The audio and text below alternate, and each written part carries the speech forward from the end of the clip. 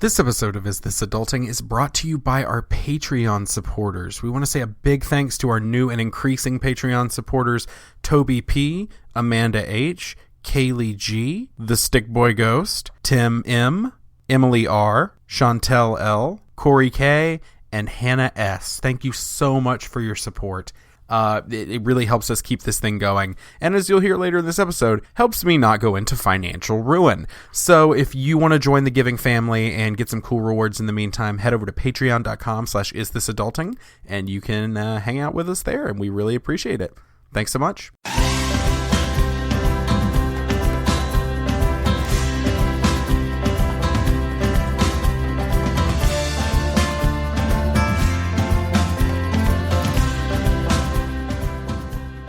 Hey everybody, and welcome to Is This Adulting, the mental health comedy podcast you never knew you needed.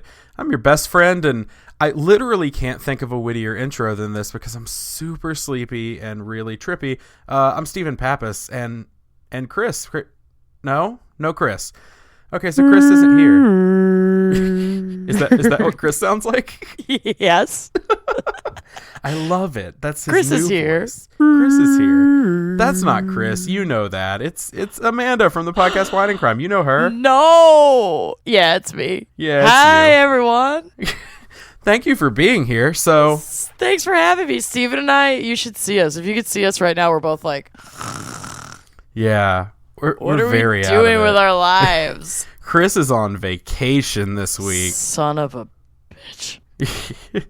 I like how you silenced it. Like, shh. Let's kill him. No, well, no. I Then want we'll to end kill up him. on your show, like you said. No, we're gonna kill him when he Okay. gets back. Chris, come home. We're so excited for you to come home, so we You're- can kill you. You're actually closer to him right now than I am. That's right. So I am. You could work your way down there up in the Midwest, and Let's wrap this up.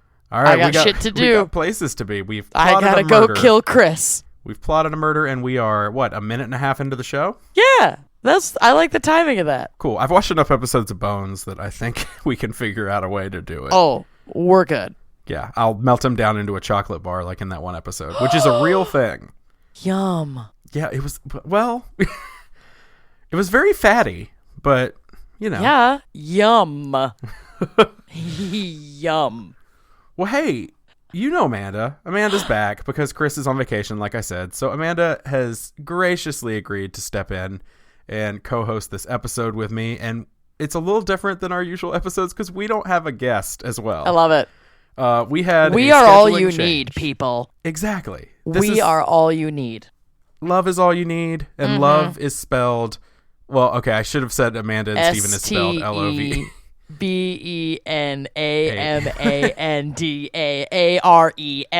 BENAMANDAAREFRIENDS. Yes, That's how you spell love. it's beautiful. That is too long to make the title of the episode, or I would have. Yeah, it's gonna be different than usual. We don't have a guest. I'm exhausted. Amanda's exhausted. Yep. Chris is on vacation. We had some scheduling conflicts and just a whole clusterfuck of things that happened to make this what you get.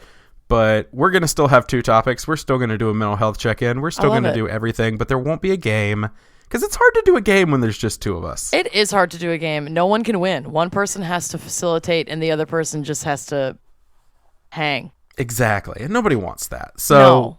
Chris is going to be back next week. Big game. We're really excited about the guests we've got coming up.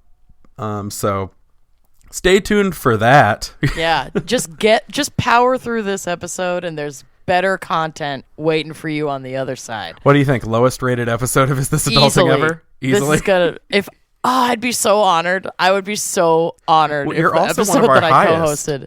Well, Your I mean, first one. the bookends are what I'm going for. I want the shittiest rating and the highest rating. Well, let's aim for that bad one. I think we're off to a good Yes, start. let's do this. Well, since you're co-hosting, I mean, folks know you, but do you wanna plug it? Do you wanna tell everybody where they can find you and your show? I am a co-host of the Wine and Crime podcast, and you can find us really anywhere you find your podcasts. We're on Apple Podcasts and Stitcher and Google Play and Podbean and what's the other one that we do? Spotify. There Yeah. We are true crime and comedy, and my two co-hosts are two of my childhood best friends, and we drink wine. We pair wine with a true crime topic every week, and then we kind of just talk about it. We talk about background in psychology. We talk about cases under that topic. We talk about how the topics all too often relate to my personal life, and it's gross to make those connections. So yeah, you should check us out. Wine and Crime Podcast. Yeah, do it. It's fun. It's real good, y'all. It's real. Yeah. It's a good use of your time.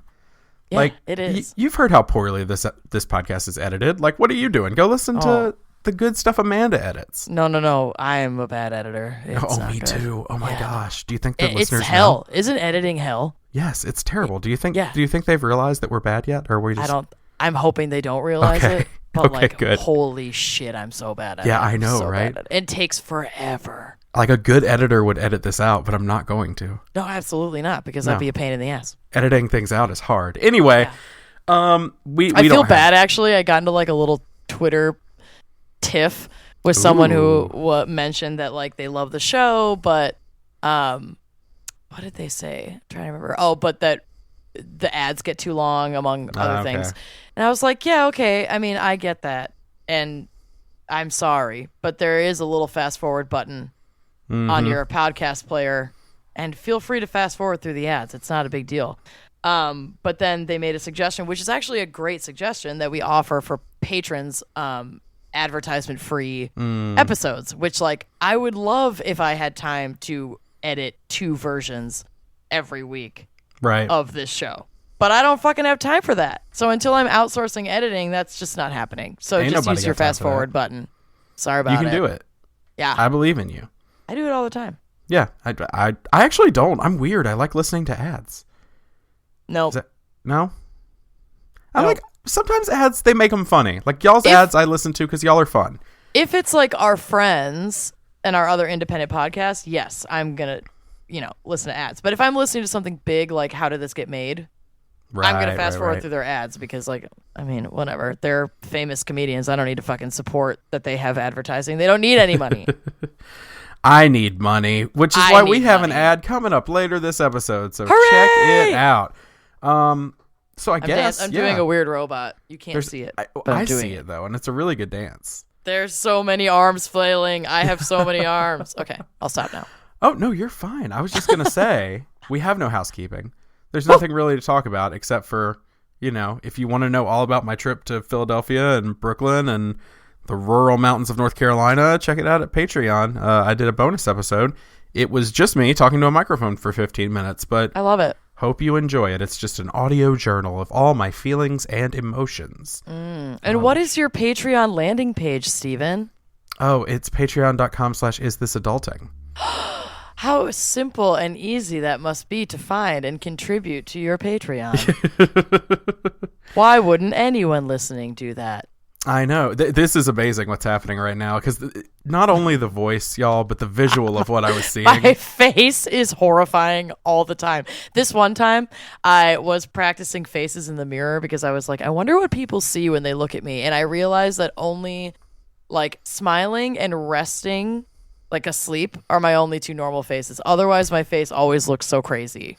I don't even know that I have smiling down as much as I just have showing my teeth. Grimacing, yeah. Yeah, I'm smiling. I'm Swear. happy. This is really good for an audio medium, the faces that we're making. So yeah, we're gonna move on. Let's do it. But we're gonna start off this week, just like we do every week, with a mental health check-in. So hey, Amanda, you're not Chris, but how you been this week? Oh, I've actually had a decent week. Life's been weird. Mostly like lots happening with our show, and we have a bunch of live events that are coming up, and we're doing some traveling, and people totally lied to me and said that it only takes like 5 days to recover from jet lag. Any of you who listen to Wine and Crime will know that recently Lucy and myself traveled to South Africa for our co-host Kenyon's wedding, and it was amazing and beautiful and such an incredible experience, but I'm still like messed from it. And yeah, I mean, I'm single and I'm dating, and that's weird, and like sometimes it goes well and sometimes it's horrible. but it's fun and I'm learning a lot about myself. But like some days, like this afternoon, as I told Steven, you eat like Chipotle with no pants on and then laugh at your own farts on the couch for half an hour. It's amazing. And that's like being single in your 30s. That's it. That's what it is. I live alone. And that's what I did today. That's what I did to prepare for this show. So other than that, like I feel like if it were a 1 to 10 scale, 10 being doing awesome, peak of life, 1 being please God, please end it now. I feel like I'm hovering around a solid 6, and that feels actually really good because I have like lots of anxiety and lots of stress and there's so much going on, and I'm also trying to have a personal life and like figure out, my semester starts again in like 3 weeks, and it's very overwhelming. It's a very overwhelming time, but I feel like I'm managing my shit pretty well right now, which is a daily struggle, and you have to wake up every day being ready to like prioritize what you can stress about, what you can't, and just kind of, you got to make time to feel shitty. And obviously I talk to my therapist a lot, so that's real helpful. Highly recommend therapy for anyone who is able to access it because it's really, really helpful. But yeah, that's where I'm at. A solid 6. I'll take it. Solid 6 is not bad. Popcorn Steven. Did you play popcorn in elementary school? Yes, I'm totally reading? with you. Okay. I was like, yes. Some people really don't know what that means. Going around popcorn style. No, I did. Popcorn style. I grew up religious, so we popcorn So you know prayed. popcorn style. Oh, yeah. Our Father who art in popcorn, Steven. Yeah, exactly. It was just like we I passed love it it right on. Anyway, no, I am alive Yes. and here, and that's something to be grateful for. But that's about all I got. Worth celebrating. So went on that trip. For everyone who knows, who's ever listened to the show, I'm a huge introvert, and I did not handle being around people for 2.5 weeks straight very well. That's hard. Yes, I was doing very well. For the first week, and I was just exhausted. But in Philly, there were times I just needed to be quiet and just be away from people. And luckily, most of the people I was with were introverted, so that worked out really well. But I got home and I hit the ground running. It took me 13 hours to drive back on Saturday. Oh, God. And then I got right up the next morning, went to work, and have not stopped since. And so I'm hoping that this evening I can get some time to relax and just kind of chill a little bit. Yeah, and you should. You deserve it. Yeah, I've been hella stressed. I have been working really hard on scheduling, which has been good. I mean, we've got some guests I'm really excited about lined up. Awesome. And maybe getting us to speak at an event out west, and hell yes, I'm excited about that. But it's also a lot of stress, and anxiety from good things that sometimes feel like they're just a lot. Oh, I so am with you right there, right now. I totally get that. That's my life right now. And I made a hefty financial commitment yesterday that we will talk about a little more in the topic, as well as I forgot to take my meds all day yesterday. And I had just a straight up meltdown last night.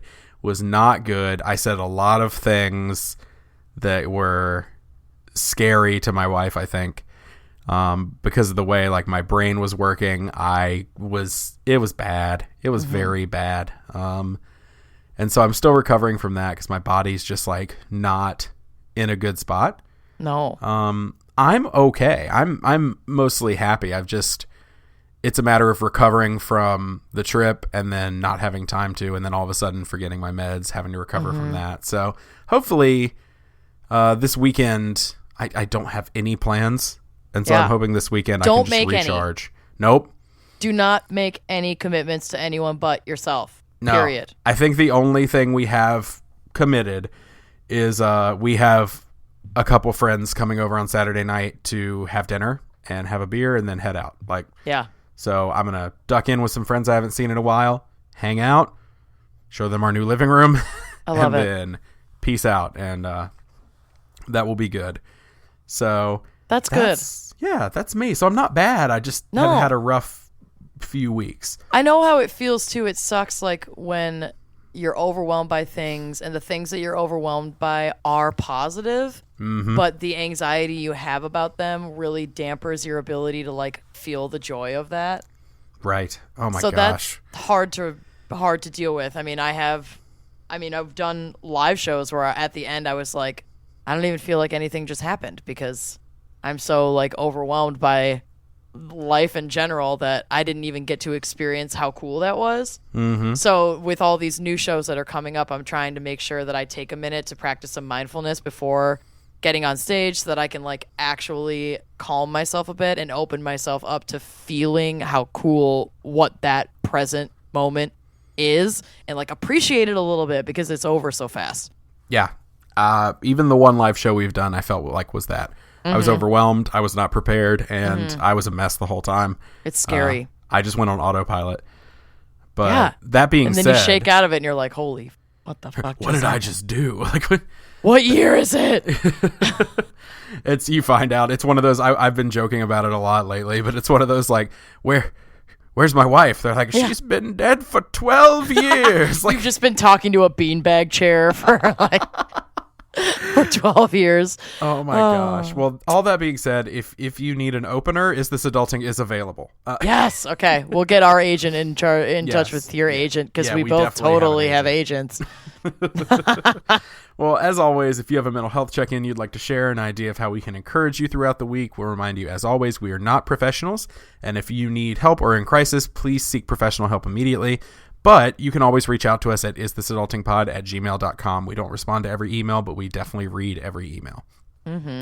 So, we don't have a game, but we do have 2 topics. So we're going to talk about the first of our 2 topics. Love it. Which is something very near and dear to both of our hearts. Yeah, it is. Amanda and I have a lot in common. Yeah, we do. I was going to say, we're both short. We're both short, oddly introverted, extrovert podcasters. Introverted. We're both members of the Dead Dad Club. We both have a really luxurious beard. Mine's just not on my face.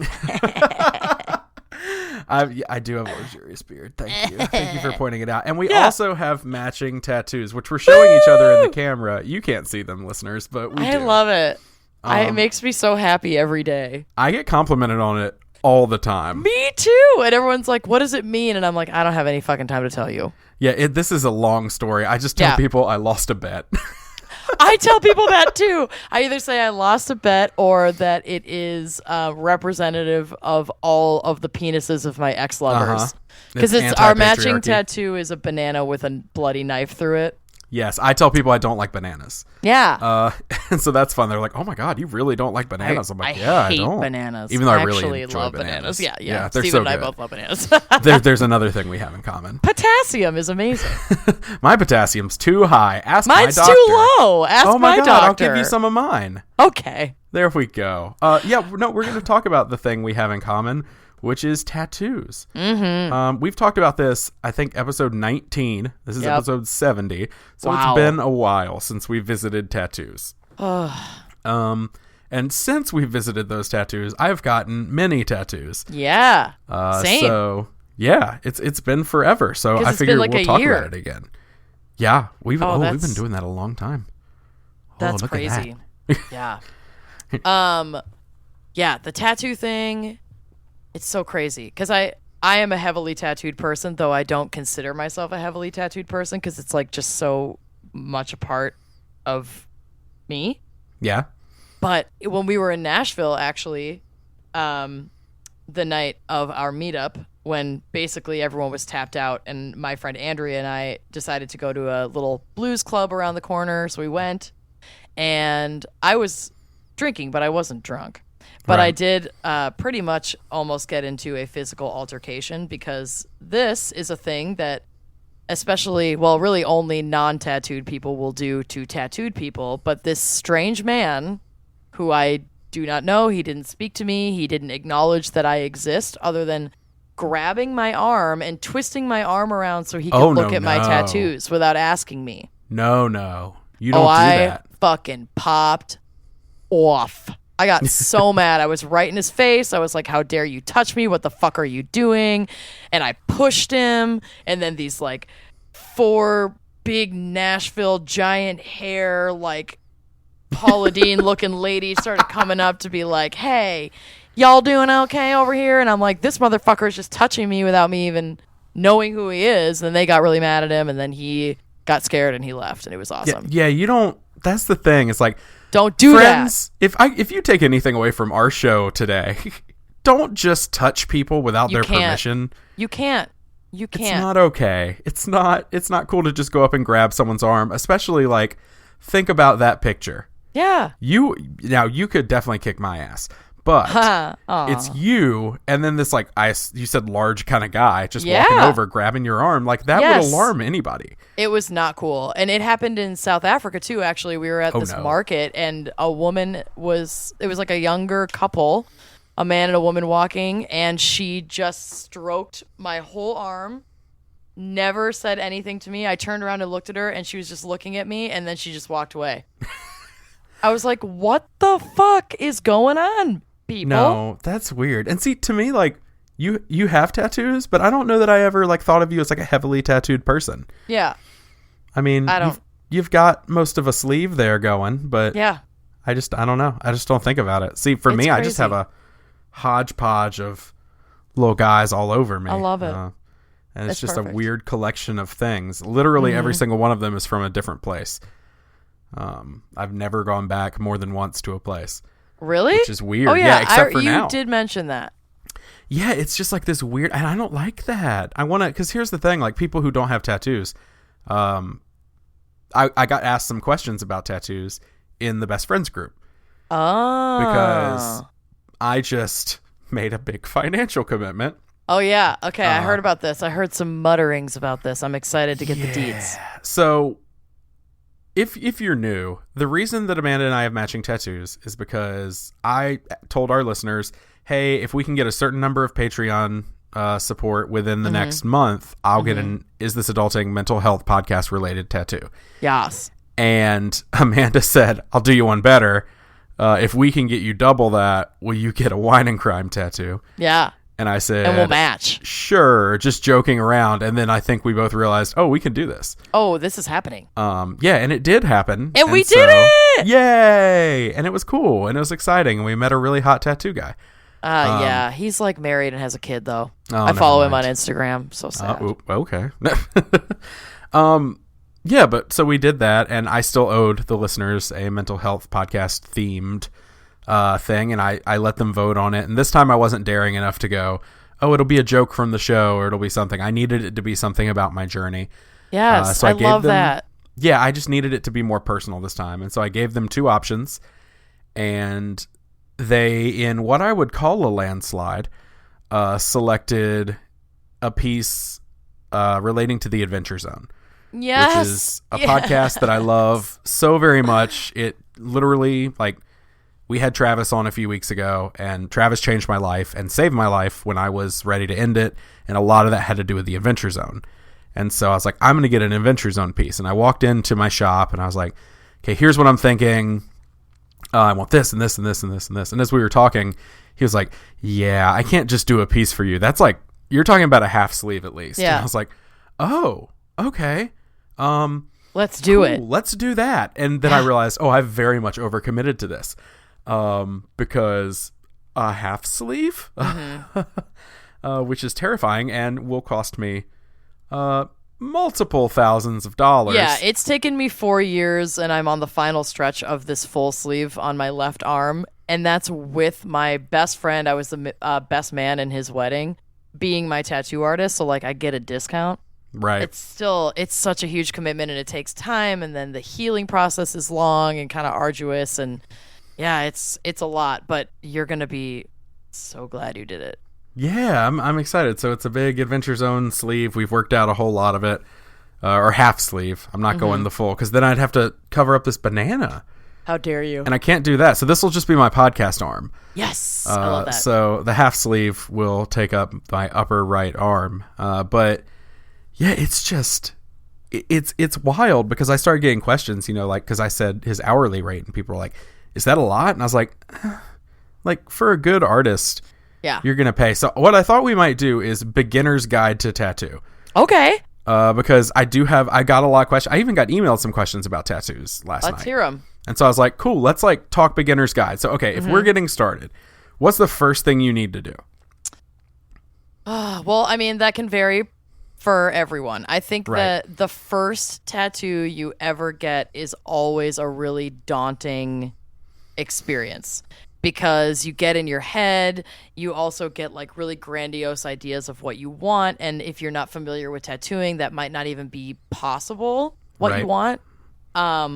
You think you want it to be really specific and exact to your vision, which I understand wanting. And you want it to be meaningful and, you want all these things. My recommendation, and I mean, this is going to sound ridiculous, but it's like, calm down. The first commitment you've made is that you want to get a tattoo. So the tattoos are permanent. You've crossed that hurdle. You want the tattoo. Keep your ideas simple and trust your artist is like the biggest piece of advice I can give. Go online, look at everybody's Instagram, look at everyone's portfolio and find somebody that you connect with. And even if that means you're waiting 6 months for an appointment, it is fucking worth the wait. Do a consultation. Yeah. Do a consultation, have them draw up a couple different versions of what you are envisioning. What I've experienced with my tattoo artist, Dave Kavam, who works at Steady Tattoo and Piercing in Minneapolis, Minnesota. There you go. In the beginning, I had ideas of what I wanted, and then he would just kind of turn them into something better than I could have thought up because he's the professional. So now I'm at the point where I'll call him and say, hey, Dave, I'm ready to get my elbow done. Draw something. And he just does it, and then I have that. Right. He knows what you're going for the sleeve. So he knows my aesthetic. He's known me since I was 10, so that makes sense. But yeah, you got to find somebody that you trust, and scouring the internet. Once you've made the decision you want to get a tattoo, put in the location of kind of where you're willing to travel, and look at everybody's portfolio. Everyone. There are tens, maybe hundreds of tattooers in Charlotte, North Carolina alone. Oh yeah. I went to one that was both convenient for me and I liked the work. That's the thing is once you find maybe 4 or 5 that you really like their work, then it's just a matter of deciding the style. If you want traditional, if you want more modern new age, if you want realism, if you want black and white, if you want color. It's a lot of figuring out what they do best. Yeah. And seeing if that fits what you want. And 100%. And like you said, I went in and I want an umbrella.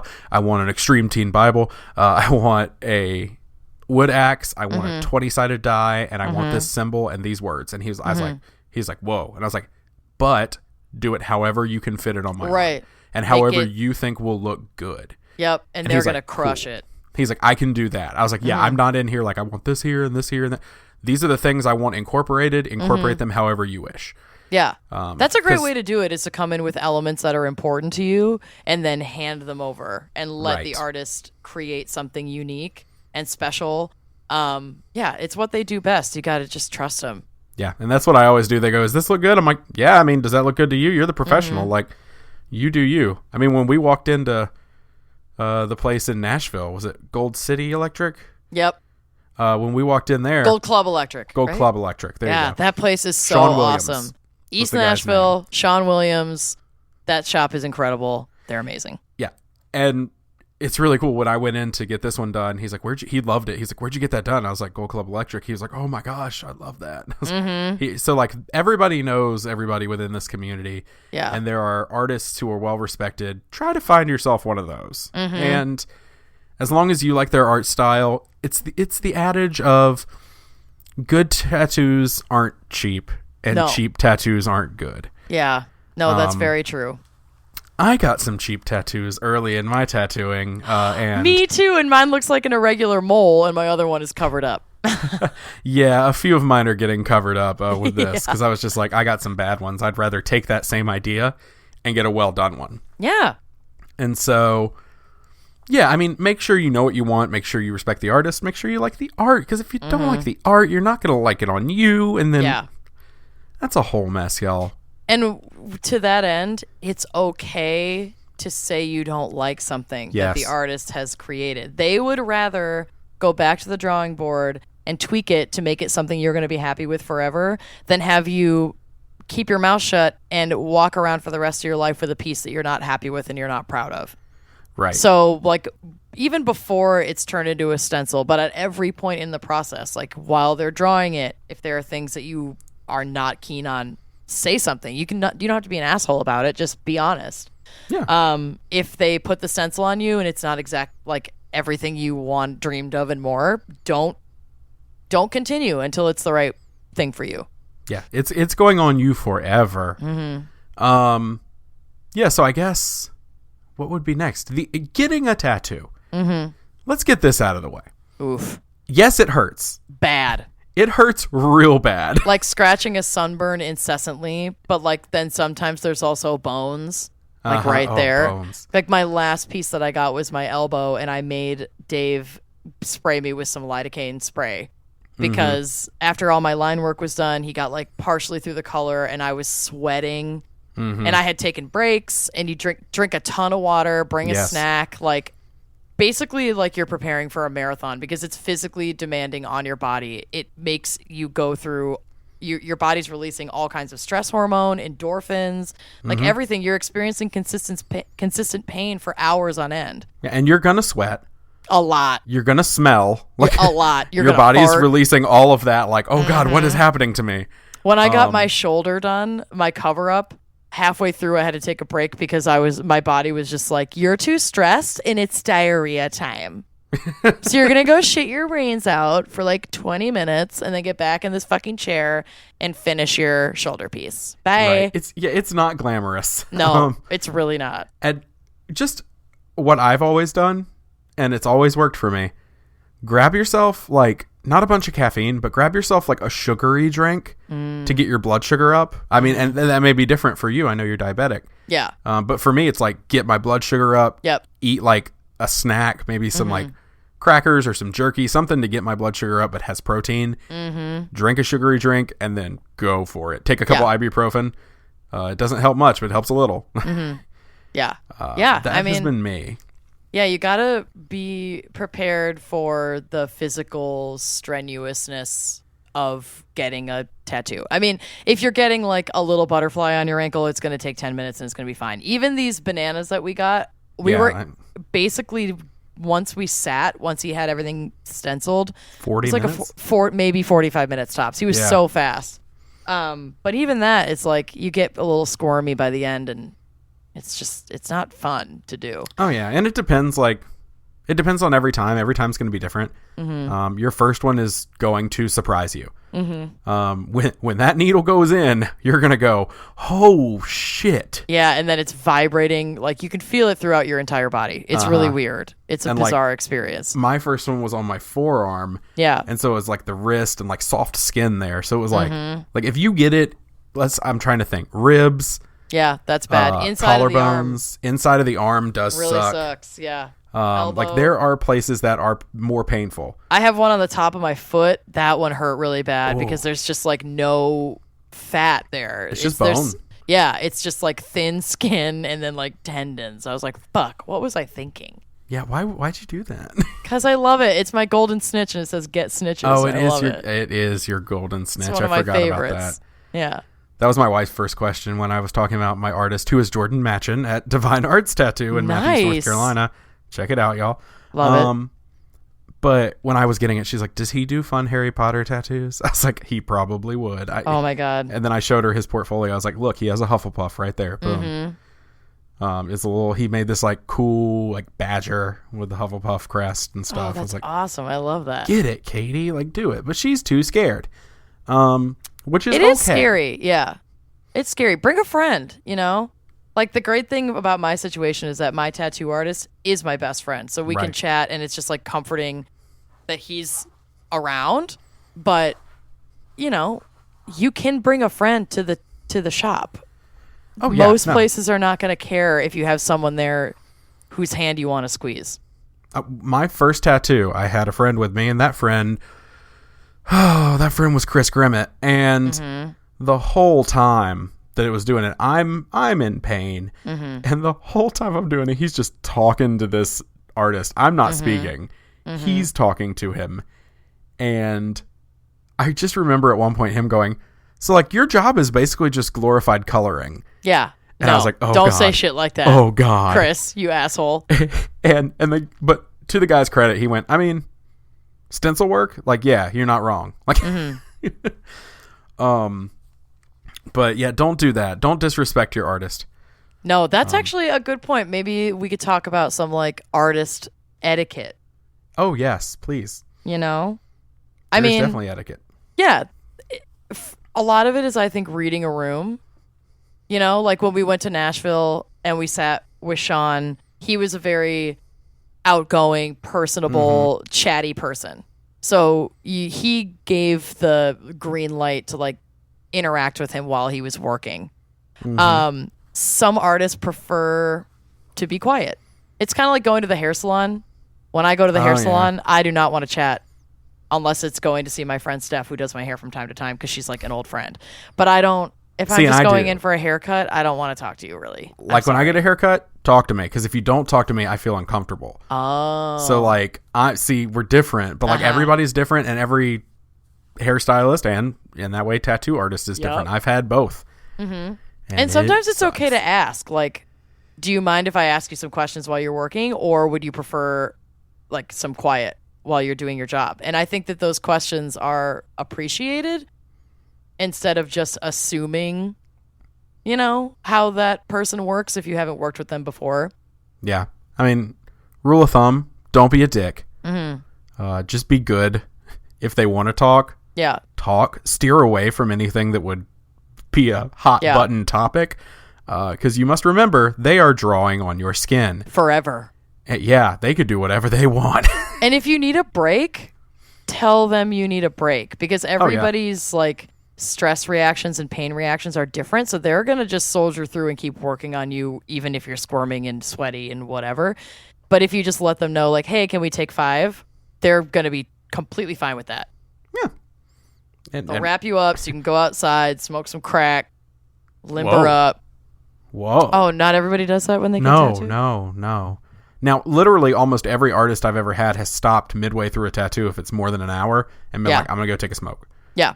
So that might happen. It's okay. Yeah, it's fine. They need a break too. Their jobs are so much more physically demanding than I think people understand. Like, they are hunched over, so their backs are completely blasted. When Dave was working on my elbow, there were moments where I was laying, because they often will have like a massage table almost that you lay on, where I was on that with my elbow crooked over the side, and he was squatting on his haunches, working on my arm. Like, ooh, I have bad balance. Yeah, no, he was crushing it. These people go through a lot physically to give you exactly what piece you want, exactly where you want it. Which is another reason, like, people think they make a butt ton of money.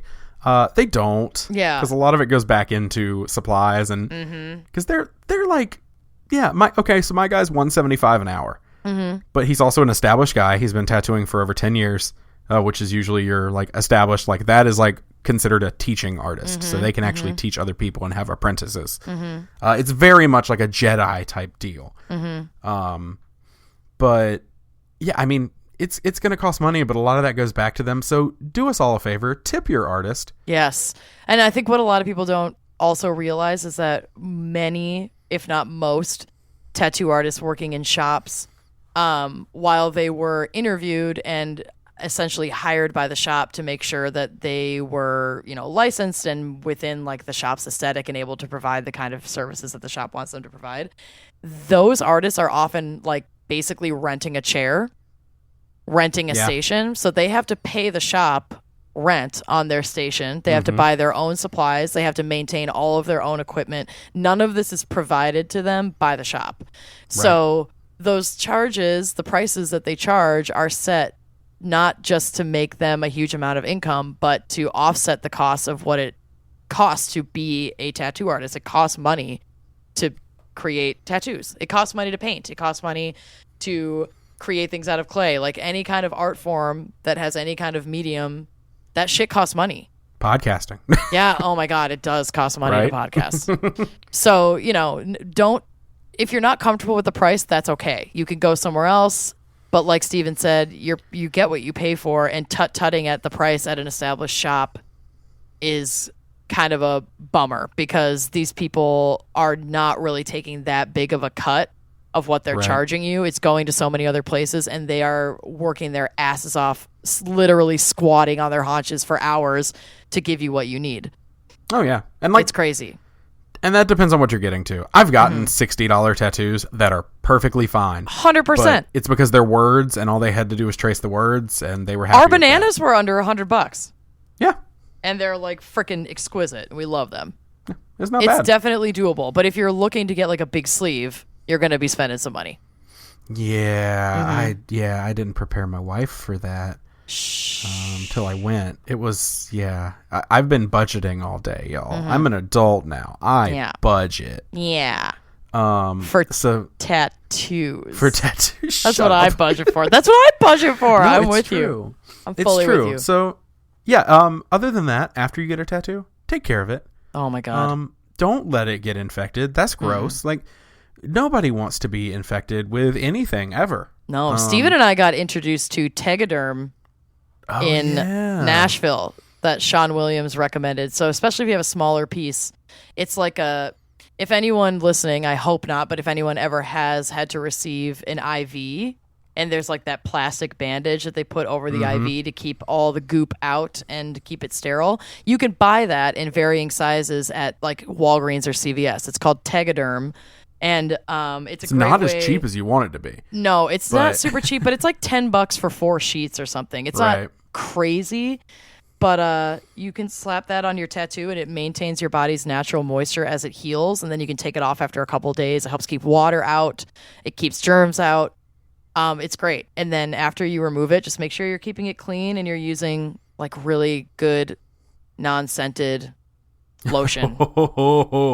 Non-scented, my friends. It will sting so fucking bad if you put a scented lotion on it. I've done it because I didn't have anything else. And so I was like, fuck, I have to keep it moisturized. So I put a scented lotion on it, and it burned for like 2 hours. It was awful. Yeah, my wife was like, I'm gonna get some, and so Katie like picked up some, and she's like, here you go, and I was like, cool, and I put it on. It was my big piece that I have, and when I put it on, I just remember thinking, what have I done? Yeah, no going back now, and you like can't wash it off. No, I tried. No tried. matter how much water you rinse it with, it still hurts. My recommendations, and really any tattoo artist recommendations to start with, is Aquaphor. Yeah. It's basically like Vaseline, but better for your skin. It's like a skin repairing salve. And then once you get through the first round of scabbing, I have some really nice unscented, just like Aveeno deep moisturizing lotion that I use. That she will send you. That I will not send you. One squirt at a time. She will just in an envelope. She'll send it in an envelope. So you're going to have to fish it out of there. You're going to get a drippy envelope of lotion. What? Who doesn't love a lotiony, just dripping envelope coming in the mail? Sounds horrible. I know. I do. I'm in. I'll send you one. Well, okay. So I'm excited. I'll look forward to that. You have the P.O. Box address. My God. If I get a P.O. box with lotion. Oh, God. If I get a P.O. box full of just lotion. I hate lotion. P.O. box full of lube for Stephen Pappas. It's coming for you. That's a beautiful song. Yeah, you're welcome. That's a beautiful song. I wrote it myself. So that was Baby's first tattoo. Okay, so I think I listened to your show too much because I almost said Daddy's first tattoo. Yeah. Oh, I don't like that at all. I love it. Uncomfortable. It makes me so uncomfortable. You said it, not me, Daddy. Oh my. No. Oh, stop. You stop that right now. Daddy. Daddy's a weird thing. I love it. I know you do. You say it a lot, and it makes me scared to listen to your show. Sorry. Which I do. You should all do it. Anyway, we're going to take a quick break, but we'll be right back with more Is This Adulting?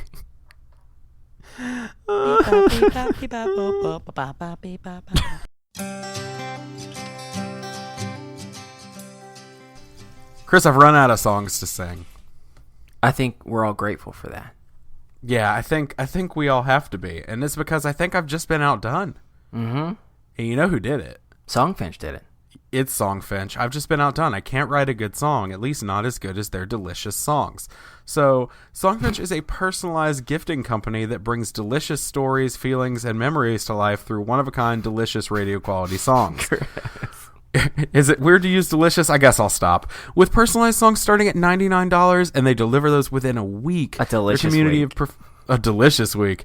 Their community of professional songwriters will handcraft the best delicious gift that you can give. And so, I mean, this is amazing. It's an amazing service. I really enjoy it. Some would even call it delicious.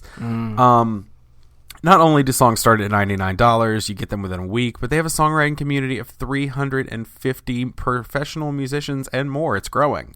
And you get to kind of know that musician just a little bit. Get a little delicious information about the musician. Yeah, okay. You don't like it? No, let's keep going. We'll stop with the deliciousness. All right. But you get to learn more because your song lives on a personal URL. It's called Your Story homepage. And that's a place that you can listen to your song, download it, learn about your songwriter, share your song with friends, and read the lyrics. It's just a really cool place where you can check out your song. And it's a really nice thing to be able to go to. So you got a song for your friends for their newborn, which is amazing. I did. And we've played it the last few weeks and enjoyed a little bit of it. But newborns, that's not the only time you can get a song. Mm-hmm. You can do this for weddings, anniversaries, birthdays, Christmas, Valentine's Day, Abraham Lincoln Day, like we talked about last week. Mm-hmm. And, you know, I would venture to say that there's not been a good song for National Fried Chicken Day. Probably not, no. There just hasn't been. And that just passed last month. And so we're going to need to write a song for National Fried Chicken Day. So I'm looking at you, listeners. We need a National Fried Chicken Day song. Go to songfinch.com. You can get a personalized song from scratch, and you can use our promo code ADULTING. You're going to get $20 off that, and we could get a great song for Fried Chicken Day. It'd be amazing. I'm excited. So go check it out. Again, that's songfinch.com. Promo code is ADULTING at checkout, and you'll get $20 off your song from scratch. So, yeah, Viva la Chicken. Oh my gosh. I love them. You know, I snuggle with Chris under the coffee table. That's sweet. And we're back. Okay. I always like to leave a little fun stuff in there like that. So this week in part 2 of Let's Talk with Amanda about random stuff. Yeah. The first was tattoos. Mm-hmm. Was it as funny as our usual topics? No, but we're just here to educate. Yeah. We're here to help you. I liked it. It was fun to talk about. Help you. And this one, I'm going to tell you, we're going to have a little heart to heart. Mm-hmm. So I want to talk about being too much. Oh, this is something I've heard so many times over the course of my life. That you're too much? Oh, yeah. See, I don't think you're a lot. Okay, so people will say, like, she's a lot. Mm-hmm. Or he's a lot. And I'm like, okay. But I get that, but why? And what does that do to that person?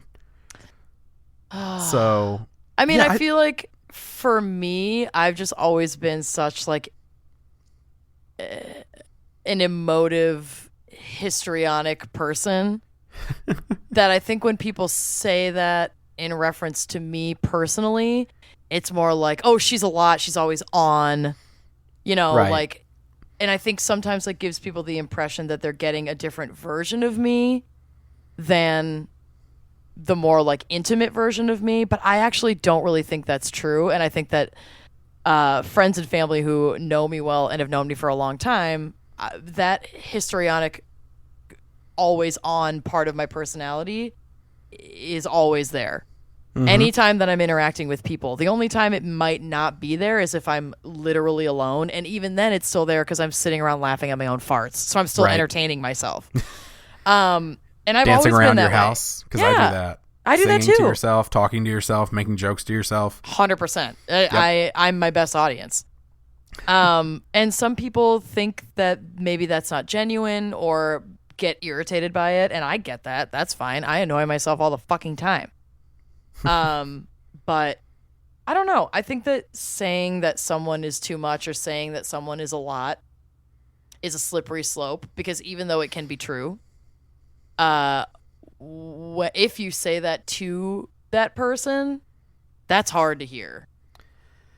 And if you're not going to be constructive about the elements that, you know, everybody interacts with people differently. So maybe I have a hard I find it challenging being friends with certain people, and that's just normal. But if I'm not, you don't have to be friends with everybody and have close relationships with everyone. You can choose not to. That's what being an adult is. It's so great. You get to prioritize what relationships matter and what don't. But I feel like if you have a close friend who you feel like is too much or whatever, is over the top, and you feel like you have to have that conversation with them, be ready to come in with some like supportive and also constructive conversation, and not just like, oh, you're too much and I can't handle you. Bye. Right. That's bullshit. I was gonna say, let me tell you a little story about a little boy named Steven, and how telling somebody that they're too much can really fuck up a human being. All right. I'm ready for it. So I got that a lot because I've always been on. Like I'm always just like going. I've got energy. I'm ADHD. So I've got a lot of hyper energy like built up in my system a lot. And so, yeah, I'm loud and I'm kind of wild. I've mellowed a little bit, but like when I was a teenager, I was the worst as a human, but also like full of energy. Hi. Same. Samesies. Samers. Samers. That's my new favorite. Yeah, and so like I was always just kind of that way, and so many people, whether it be in groups that I was involved with or even just friendships or friends' parents, would say like I'm a lot, or whoa, that kid is a lot. That kid is just like too much. And it's just like, okay, well, eventually you start to like internalize those things to the point that like even now sometimes like parental figures in my life or like my father-in-law or like somebody can say like something about how loud I am or how much energy I am, and it really like fucks with me. Yeah. Because it eventually made me into the person that you see or hear sitting before you today, which is just the worst to be around sometimes. And don't say no, because I know you know this about me. All I was going to say was me too. Everybody has those moments. I was going to say, don't you say no. Because like, okay, you have spent time with me in person. Yeah. You've spent time with me online. And I love it. Right. But how often do I either vocalize or give off the worry that I'm worrying that I'm on your nerves, that you don't constantly. actually like me? Yes. All the time. I tell you all the time to shut up because you do it. It's like become our thing where I'm like, Steven, you need to shut up. If I didn't like you, I would just tell you that I don't like you. I love you. Let's move on. Right. But I just do part it of all our the rapport. time. I know. And it's because I need either that affirmation or I need to at least vocalize that I feel like I'm too much, that I feel like I'm a lot. And I think that came from being told that my whole life. For sure. And like now I have this like complex where I'm like, oh God, am I annoying this person? And then by asking them, I'm probably actually annoying them. And so it becomes difficult to be around me because even if I wasn't aggravating before, now I'm aggravating by worrying that I'm aggravating. I don't even know if it's necessarily that you're aggravating anybody. I think that you spiraling into an uncomfortable space when you're around somebody else and then asking about that spiraling or asking about that discomfort also creates discomfort then for that other person. And then it all just like starts to build off of each other. And I'm not somebody who gets uncomfortable. And like you and I have such a good relationship that when you do start to get all spirally like that, I feel fine just being like, slow down, brother. Everything's cool. You know what I mean? But not everybody A, has that rapport with you, or B, knows how to conduct themselves in that way, or knows how to like be stern and honest but still be like loving and supportive. And that's something that you either learn along the way or you don't. I mean, I feel like that is a skill that I have, and is part of the reason why my chosen career path is to go into a therapeutic environment. But I can completely understand being caught off guard as like a newer friend or a new acquaintance in that scenario and be like, oh shit, wait, what the fuck are you talking about? I was having a perfectly good time, and now you're worried that I don't like you, and I don't know how to respond. What did I do? Yeah, and like, what did I do wrong? And now robot, it cannot compute, and sparks are flying out of your jetpack. And I get it. People just derail each other sometimes, and sometimes that honesty of like, I feel uncomfortable. I'm worried that I'm making you uncomfortable. Am I making you uncomfortable? Sometimes those honest interactions are even harder than just faking it. Right. You know? And I had a friend I was talking to about this, I don't know, about 2 years ago. and we were sitting down talking, and I've known them for 10 years. Mm-hmm. And I was like, Chris? how? No, it's not Chris. Okay. Same amount of time, though. Met it. around the same time in college. And I was talking to her, and I was just like, I just feel like I'm just so obnoxious that you just pretend to, like, be my friend. Mm-hmm. And she was just like, why would I do that for 10 years? Right. She was like, she said, honestly, Steven, that sounds exhausting. That's to feel depression, that though. way. That's depression and anxiety telling you, oh, this person is pretending to be, even though that's so absurd. Like, your friend is Right. right. Who the fuck has time Right. to do that for a decade or energy? No, nobody has time for that bullshit. Somebody would have just stopped responding to you at that point. But your brain is telling you the illogical thing, and your brain at the same time is computing that illogical thing and believing that illogical thing. And it's fucked. It's so fucking annoying. It's the worst. And it bothers me. And even, okay, see, this is where my brain goes. Because even you saying it's so annoying, I was like, oh, because I'm so annoying. I'm annoying. Like the brain. It's the Right, brain. exactly. It's not you. It's the brain. And that's what's so frustrating is my brain immediately jumps to like, oh, I'm being the problem. And so it's a weird, fucked up circle that I go in all the time. And I know a lot of people go through. Oh, yeah. Because I have friends who feel the same way and talk to me about it. And I'm like, oh, no, not at all. Like, I know what you're feeling because I feel it. Yep. But then I'm also like, but being on the other side of it, I'm like, but wait, that doesn't make any sense.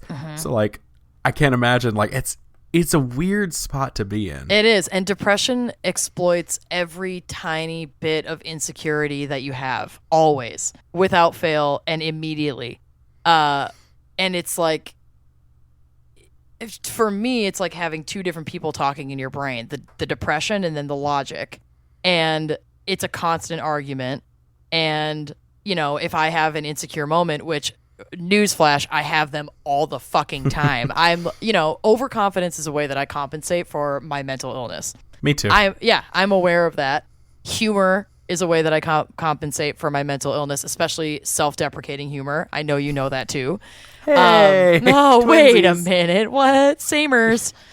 But that constant dialogue between logic and depression, where depression is saying, oh, you know, that guy broke up with you. He doesn't like you anymore. He's dating somebody else, and she's prettier than you, and she's funnier than you, and she's nicer than you, and she's cleverer than you, and she's smarter than you. And, you know, here are all the things that you were bad at, and that's why he doesn't like you. This is just one situation that I have been in before, kind of recently. But then logic is going, no, wait a minute. It's okay for people to have feelings and then for those feelings to change. It's okay for people to not get along. It doesn't mean that I did anything wrong. It doesn't mean that I'm bad. And then they're just battling with each other. And it's back and forth while I'm just sitting on the couch laughing at my farts. This is what's going on in my head. Right. And then my stomach gets sick, and then I'm reaching for my Xanax, and then I'm turning on Vanderpump Rules, and then I'm not talking to anybody, and then I'm falling asleep on the couch at 6:30 in the morning.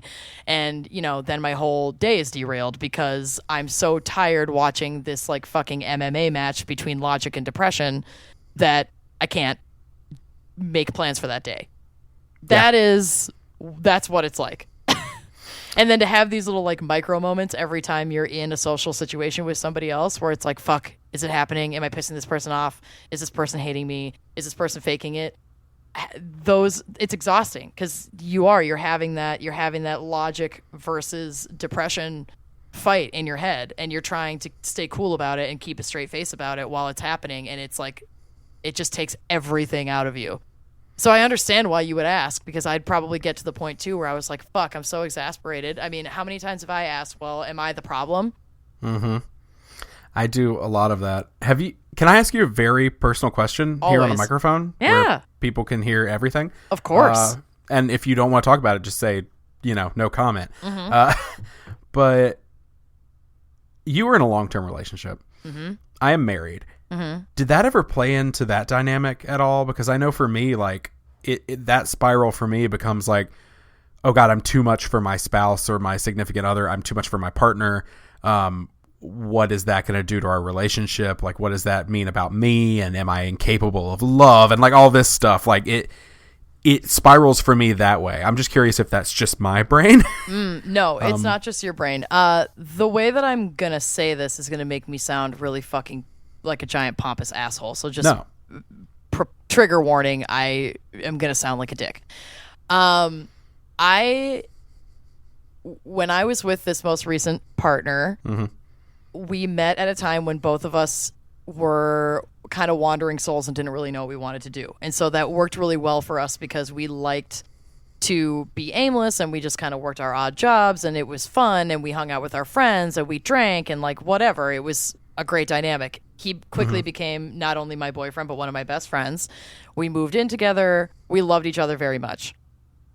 I hit a point in my life where things started to shift for me and I wanted to do more for myself than I had been. And so I started to pursue those things. And that is when that insecurity started to creep in because he was not on that path with me and didn't feel like he was very supportive of my choosing that path. And that honestly, like the podcast starting was one of the exact shift moments in our relationship dynamic. And I went through 2 years really with him questioning, or almost 2 years, I guess, what was wrong with me that all of a sudden our relationship was different and that he, isn't interested in my life and that he doesn't care about what I'm doing and doesn't, I don't know, and doesn't necessarily want to advance himself either. Okay. So I was really insecure about that because I was like, oh, well, he thinks I'm too much. He hates the show. Like he had said some negative things about the podcast and, that it was too crass and that I was just like a different person than he'd met. And I was just a podcast personality now and all this stuff. And it like really, really affected me a lot. Right. Because I felt like I was crazy because I didn't feel like I had really changed. Fundamentally, who I was, I didn't think had changed. I still spoke the same way that I always speak. I swear like a fucking trucker, and I say what's on my mind when it's on my mind, and usually it's pretty crass and gross. And Samers. Yeah, it's just that's always who I've been. And then all of a sudden, now that like that part of me, that authentic part of me, was in the public eye somewhat, it was like he was embarrassed by it, and that made me feel horrible. But the stubborn part of me was like, well, fuck you. Now I'm going to do it 10 times harder than I was because you're not going to make me feel shitty about this. And our relationship obviously did end. And I think that a lot of it has to do with that. He claimed he didn't love me for 2 of the 4 years that we were together. And I don't know if that was a shift of when I started to like actually take care of myself. And maybe he was a little nervous or insecure on his end without talking to me about it by me taking ownership of my life and doing something different. But when you do struggle, especially with anxiety or depression, and then you also have somebody in your life who is, even without trying it, because this person isn't a bad person, he wasn't trying to hurt me. It was a reflection of his insecurity on me and issues that he was not battling himself that he could project onto me and make me the problem. And that made it easier for him to deal with the fact that our relationship was ending. And that's fine. I can deal with that. He's not a bad person. But to have anxiety and be insecure and then have the person that you love tell you that, they don't support what you're doing, or that they're like kind of embarrassed by what you're doing, that is fucked up. And that's going to stick with me for a long time. And it's affected now the relationships that I have today.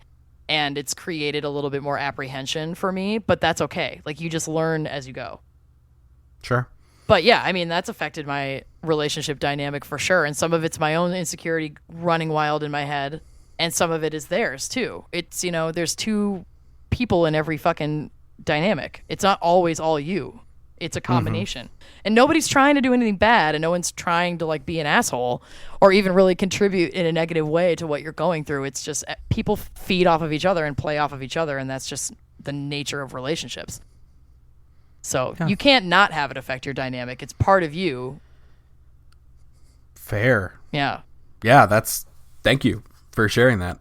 That's something I was thinking to myself, like, am I just in the minority here? Like, does this happen to anybody else? Do their insecurities, like, because the thing is, it's not like affecting our actual relationship. It's just like my own thoughts do that sometimes, where I over analyze everything about everything. And am I being too much? Am I being too loud? Am I obnoxious? I do that with friendships too. And just like I say it and you have to shut it down. The same is true of my marriage. Yeah. I mean, she has to shut it down because, like, if not, I will just spiral. And so it's really just an odd situation, I guess, to be in. And so just kind of curious where others' insecurities take them. Yeah. I mean, it affects everything you do. But that's kind of the beauty of being in a friendship, or if you're even luckier, a romantic or loving relationship with somebody, is that the fact that she's continuing to engage in that and to shut it down and, you know, maintain your relationship is just a testament to how much she loves you and that she's willing to be in it with you. Right. So, you know, you can almost take those moments that feel really shitty and uncomfortable and when you're spiraling out of control, and then just pause for a second and be like, oh, you know what? She's still here, which means she's getting something from me and I'm contributing in a positive way to her life. And she's sitting here right now contributing in a positive way to my life. And that's amazing. Not a lot of people get to have that. Yeah. It's, Hi. It is something I'm very grateful for. Absolutely. It's just been, you know, it's one of those. It's a ride. Figuring out what is insecurity versus what is real sometimes. And being with someone who's open and honest about their mental health has its own challenges. Being with someone who's not open and honest about their mental health has a lot of challenges too. Right. So there's really, everybody struggles with something. There's really no way to dodge that. But, you know, looking back, I spent 4 years in a relationship with somebody who could hold the mirror up to me, but couldn't hold the mirror up to themselves. Right. And so at the end of the day, I'm sure I contributed to reasons that our relationship failed. I'm sure I did, because I was in that relationship and it's not all one-sided. But I think that the outcome would have been different had that person maybe been more self-reflective and taken some time to analyze where the root of their issues were coming from, and then grown from there, which is something that I was willing to do. But if both partners aren't willing to do that, then you can't do it. So, you know, every relationship comes with its set of challenges, and having mental health be a factor doesn't necessarily mean it's going to end. I think it's more likely to thrive if you're just open with each other about it and you don't try to brush it on the rug, and like you make it, you know, it's basically like a third, the not so sexy third member of your partnership can be mental illness, you know? Yes, mental illness, not sexy. Gonna take a hard stance here that my mental illness, he's not sexy. He's a he too. He's just a dick. Oh, mine's a real cunty bitch, and I don't like to use that word. Hey mom, hope you're listening. No. And she's like really hot too. She's like this really, she's like the ideal pretty hot tattooed girl. Like a size 2. And she's the one who's always in there being like, well, of course he chose somebody else. Are you kidding me? You know what? Go laugh at your own farts for another half hour, you fucking freak. That's ideal. That's ideal, is being happy with yourself and enjoying yourself. That is ideal. Yeah. Just, you don't have to be a size 2 to be ideal. No. Or and tattooed. I am that, though. I am also that. I'm definitely not a size 2. But I'd say the next 17. I mean, hi, same. The next time you get the thought in your head that you have a friend or a loved one who's being a little too much, I'm not saying don't say it. I'm saying be careful how you say it, and once again, come at the topic with supportive and constructive language. Not just, oh, you're being too much, you need to shut the fuck up. Right. And if it's a stranger, just don't tell them. Just think to yourself, well, that person's a lot. But then don't. I just said it like you. I was like, he's a lot. Oh, he's a lot. Oh, yeah. He's crazy. Gosh. Oh, these are fun. I wanted to talk like this all the time. I can't do it for long. Yeah, you sound ridiculous. I'm so dumb. Okay, anyway. Oh, yeah, sure, you bet. You betcha. Yeah, heckin' you betcha. Heckin' you betcha. Is that right? I love that so much. People never say heckin'. Heckin'?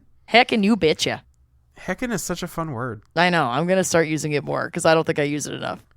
That's my favorite little video on the Facebook. Anybody who's out there, go on to the Facebook and find that video of the vines that are just heckin' good boys. It's amazing. I'm doing it. It's so good because they're all heckin' good boys, y'all. They're all. You're and a heckin' good boy. Thank you. Mm-hmm. Oh my gosh. Buddy. So are you. Look at you. Samers. Tattoo twins. Woo! Anyway. This is really good for audio. Yeah. We're going to wind it down. So if you'd like to send us a topic for discussion or a mental health check-in, or you have anything else on your mind, we'll remind you again, we are not professionals, but you can send that to us over at isthisadultingpod@gmail.com. You can follow us over on Twitter at @isthisunderscoreadulting. Chris is at Chris Grimmett. I am at the Stephen Pappas. You can find us on Facebook, either on our page or, more importantly, in the Best Friends group. It's a place to come and share and vote on tattoos and share fun gifts and talk about your depression and talk about your new job and basically just whatever you want to talk. Just come in there and share life with people. I've used that space. It is great. Me too. I use it too much, some would say. No, it's so welcoming and supportive, and everybody who's part of it is a freaking gem. So Yes. bless up. People are lovely in there. Yes, they really are. You can also, hey, if you want to, like we mentioned earlier, if you want to help me dig my way out of the debt hole that is going to be this tattoo, you can head over to patreon.com/isthisadulting, and you're going to get weekly, that's right, I said it, bonus episodes, as well as, I'll color you a picture. If you go high enough, we'll give you a t-shirt. We'll film a video for you. Is This Adulting is so much better at doing like awesome Patreon content than we are. We're trying to up our game to like keep up with how good Is This Adulting's Patreon content is, so get involved. It's great. And that's about it. But we do want to say thanks to the collection for the use of our theme music, The Borrowers, off their album Ars Moriendi. Amanda, thanks for hanging out with me. I always love it. This is like... If Chris never comes back, I'll just co-host your podcast. Yeah, we'll be Is This Adulting. We'll have to start if Chris thinking up games mysteriously disappears oh no on his trip. Y'all, somebody tweet at Chris. Make sure he's okay. Is anyone alive out there? Tag him on Facebook. He's never on Facebook, I was so gonna you say, might think something's wrong. That's useless, but do it. I'll text him tomorrow night and just make sure that he's still around. Make sure, and then let me know that he's alive. I'd appreciate the update. I will do that. Well, and give me his exact coordinates too, and like his social security number. And that I will not do. I love you both very much, and I want you both to stay safe. Whatever. Fine. I won't kill Chris. Thank you. That's all I need. Kill. He's the heart and soul of Is This Adulting. He's a good baby. He's a heckin' good boy. He's That's a what heckin' he good is. baby boy. Oh, he's my baby boy. Baby boy. Baby boy. All right. Him. That's going to do it for us here on Is This Adulting this week. I've been your best friend, Steven. And I'm your best friend, Amanda. Oh, no, Chris. It's so weird. And remember, kids. And Chris is dead. That's what you need to remember this week. That was so intense. Her eyes, really y'all. They got so big. They got so big. It terrified me. But hey, remember, real fast, be happy, stay healthy, and go hug someone. Oh, she's coming through the camera, because you never know. They could have just gotten their first tattoo, and they're gonna be sore. So definitely, bring them lotion. Yeah. But don't bring strangers lotion. Don't send it in the mail in an envelope at random anonymously. Yes, which I'm very scared I'm going to get one from Amanda now that she's going to be a lotiony envelope. Oh my God. Yeah. I sent corn in an envelope once. That's weird. Yeah, I know. Anyway, have a good week. We love you.